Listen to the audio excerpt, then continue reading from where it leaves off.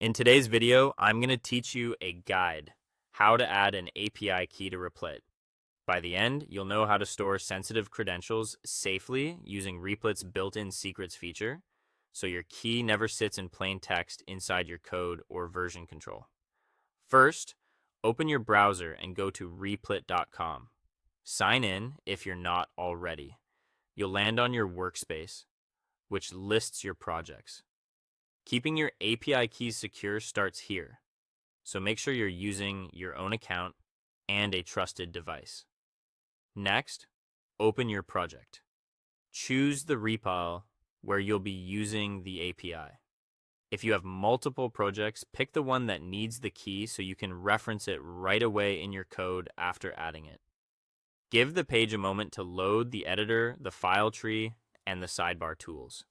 Now, look to the left sidebar and click on Tools and Files. Depending on your layout, it may appear as a panel with expandable sections. If your sidebar is collapsed, expand it so you can see all the available tools. This panel is where Replit groups project utilities you'll use during development. Inside Tools and Files, search for secrets. You can type secrets in the panel's search field or locate the secrets section directly. Secrets in Replit are environment variables that are stored securely and injected into your running code, keeping them out of your source files and commits. Open the secret section and click on New Secret. This will bring up a small form with 2 fields. Creating a new secret here ensures your API key is encrypted and only accessible to this project at runtime. Give your secret a meaningful name and paste the value.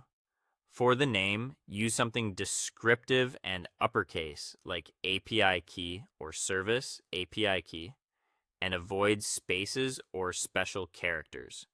For the value, paste your actual key carefully, making sure there are no extra spaces. Don't share this value with anyone and avoid putting it in logs or screenshots. When you're ready, click on Add Secret.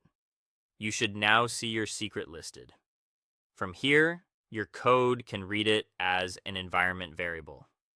For example, in JavaScript, you might access process.nvsite API key, and in Python, you might use os.getNv API key.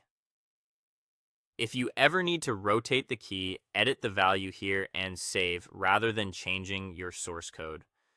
If your app was running, restart it so the new value is picked up. That's all for today. Thank you for watching, and I'll see you guys in the next one.